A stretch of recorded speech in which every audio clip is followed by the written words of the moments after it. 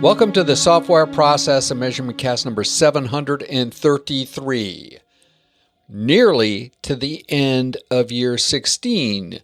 Sometime in mid-January, we'll be starting year 17. Looking forward to it. I'm Tom Cagley, your host today. The SPaMCAST features a reflection on a reflection.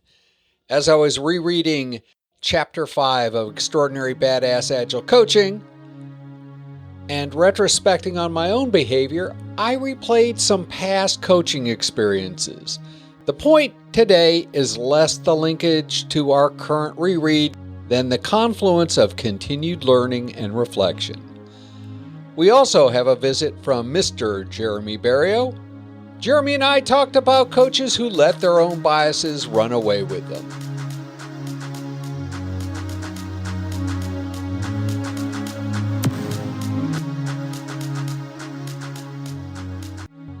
Reflections by Thomas M. Cagley Jr., Megan E. Cagley. It's sometimes easy to confuse active and passive agile coaching. The coaching process requires observing, listening, and collaborating. The physical behavior of both kinds of coaches, at least up to the point where they become involved, can often seem quite similar. One example of the difference is that an active coach will involve those they coach in setting goals and solving problems. A passive coach is more apt to jump into doing, directing, and finding fault, often calling it modeling. Even if they're not directing, their work is driven by other leaders without any of that collaboration mumbo-jumbo with teams. As I was rereading Chapter 5 of Extraordinary Badass Agile Coaching and retrospecting on my own behavior, I replayed some past coaching experiences. The ones that came to mind immediately were teams that were very new to Scrum and Agile. While trained, very few people in the organization had real experience. Bob Galen's use of the Shuha-Re construct made a significant impression on me. He postulated that the learning journey from beginner to master requires coaches to take different approaches and leverage different stances. Perhaps this isn't breaking news, but it was very useful during one of my daily retrospectives. I gained a clearer understanding of my behavior and how it needed to evolve. The point today is less the linkage to our current reread than the confluence of continued learning and reflection. Reflection is a central tenet of all Agile frameworks. Do a bit of planning, execute against that plan, then step back and reflect on what was done and how it can be done better. Reflection acts as both a capstone for our period of work and as an input into the next cycle. For example, in Scrum, each sprint culminates with the team performing a retrospective so that they can learn and improve. Retrospectives have the same power whether they are team-based or done at a personal level. As we come to the end of 2022, it's time to recommit to reflecting. Whether you're a coach, coder, tester, team lead, or candlestick maker, you owe yourself time to reflect and replan. Thoughts, comments, all welcome. Please feel free to reach out to us at spamcastinfo@gmail.com. And regardless of whatever holiday you are celebrating, have a great season.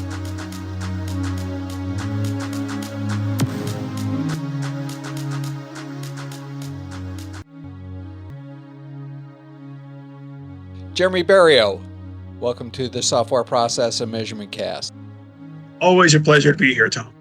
You know, the QA corner, I think we've mentioned that we wander, and I think today we're going to wander away from the QA corner a little bit again and talk about the coaching corner.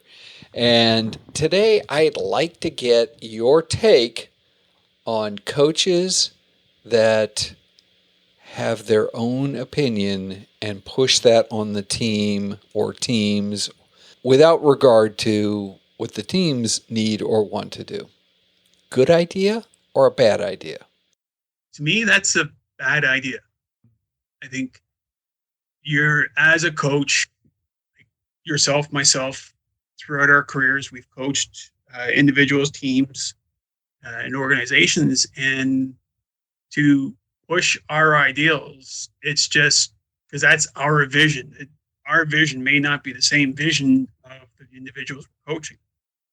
So it's, for me, the definition of a coach is someone that gives you the path.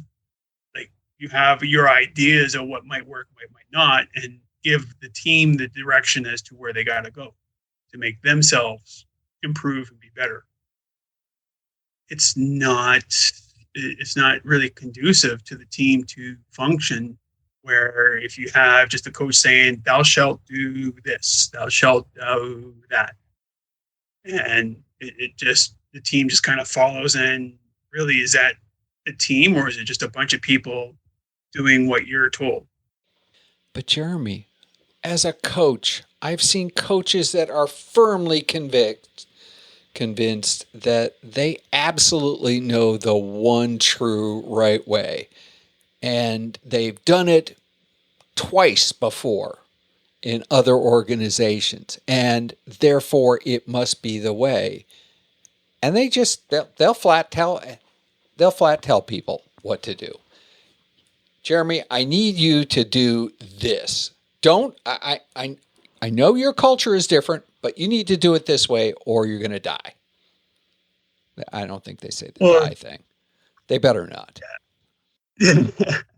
For coaches that go on like that, I guess if I was approached by a coach, my next question would be, okay, have whatever you coached and did with your previous two organizations, did it stick?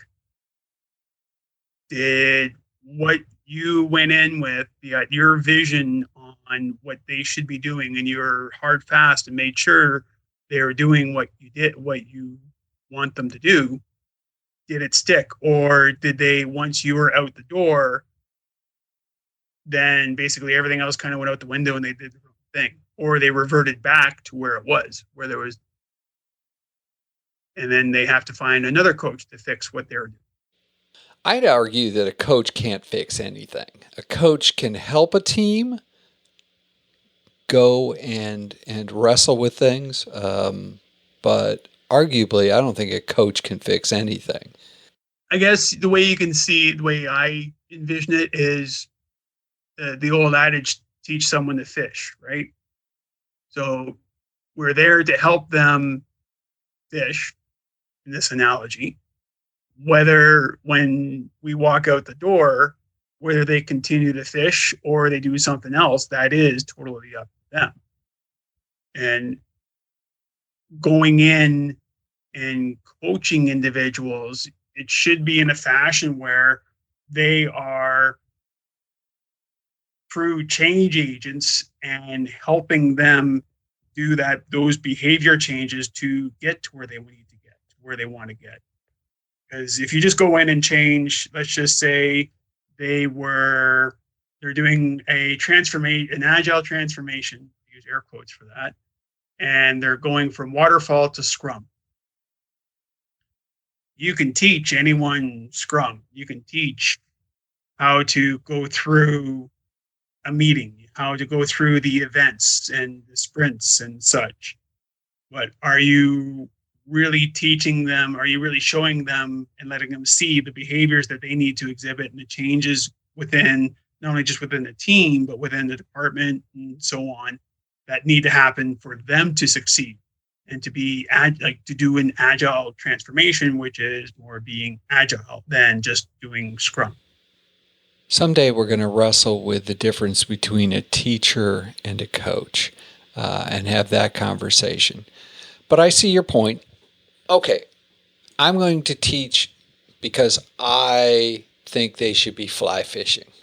Go down the fishing metaphor for a second.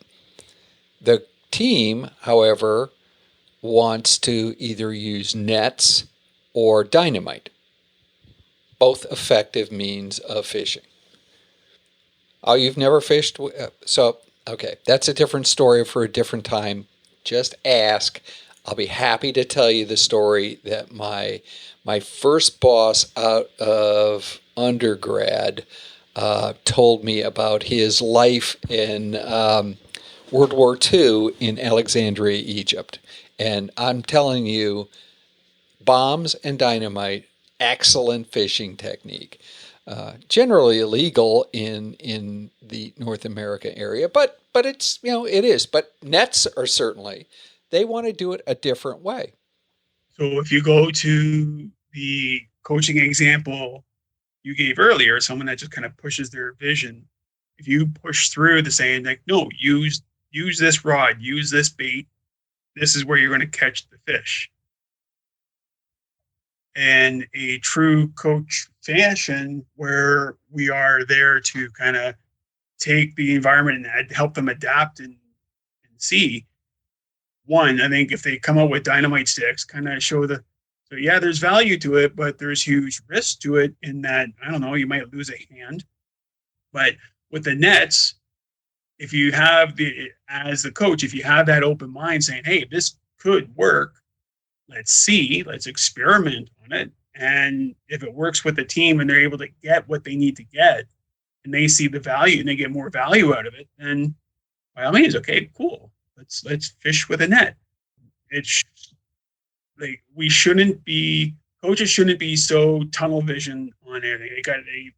Even if they don't understand or don't know something, at least have the broader vision and scope to learn and adapt themselves so that, okay, let's frame it. Let's see how this works. And if it works, great. Now it's another item that I could use in my toolbox for the next person I have to coach to fish.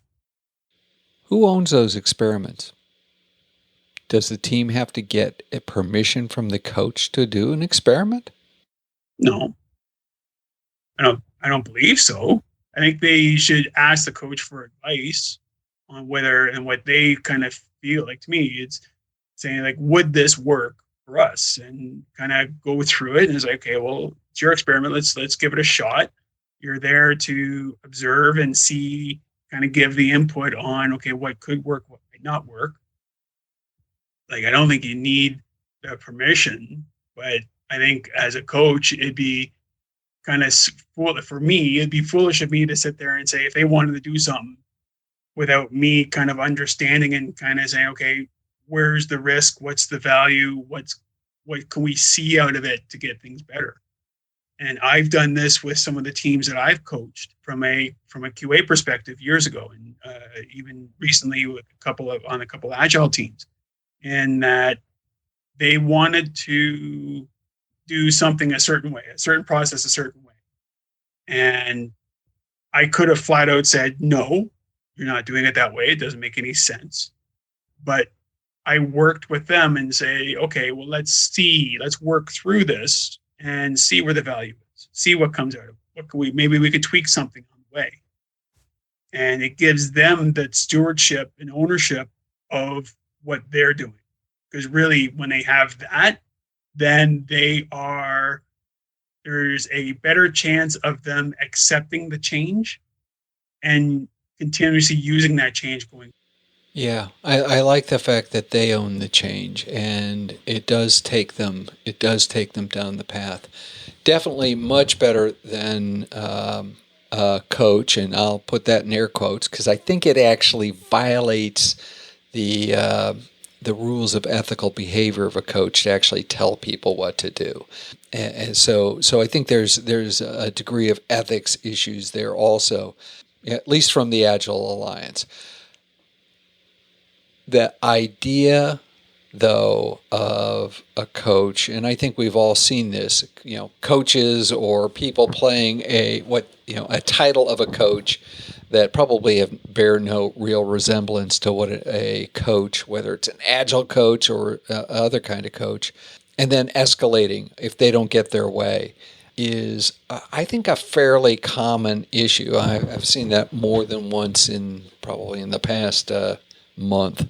So obviously something that hit a raw nerve when I thought about this, and I wanted to bring it up to you. Is there a way to help that coach change their behavior without going to the dynamite nets? without going to the dynamite. Yeah, like everyone is coachable. It's understanding how they, I guess, disseminate the information and how you present it to them to help them out.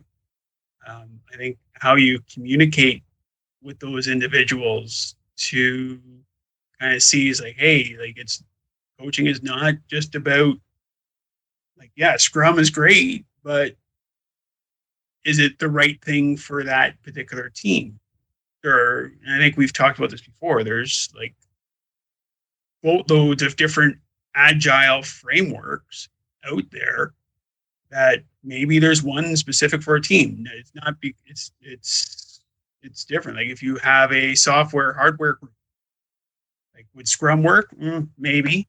But if you look at there's P4, which in that framework, it was built and suited for manufacturing. Maybe that would work better for them. So it's opening your eye, like kind of letting them open their eyes so that they're not so tunnel vision on what they do, be more accepting.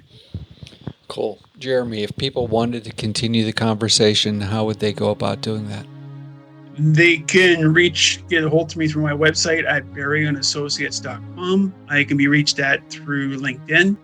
Do a search for me there, for Jeremy Berriault. You'll find me, or on Twitter at jberriault. Super. Until next time, let's coach, not direct. Exactly.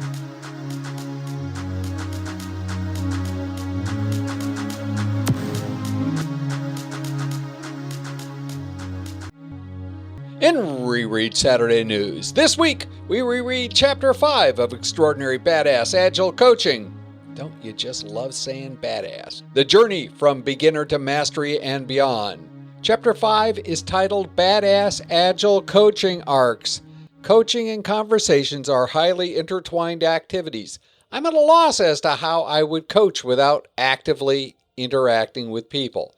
I think the idea of a conversation arc is something that I naturally understood, or perhaps the concept percolated into my mind from sales training. I think I've actually recommended that a few times, still do. The idea of an arc to a coaching conversation makes perfect sense. Links in the show notes to all 6 weeks' entries of Reread Saturday's reread of Extraordinary Badass Agile Coaching.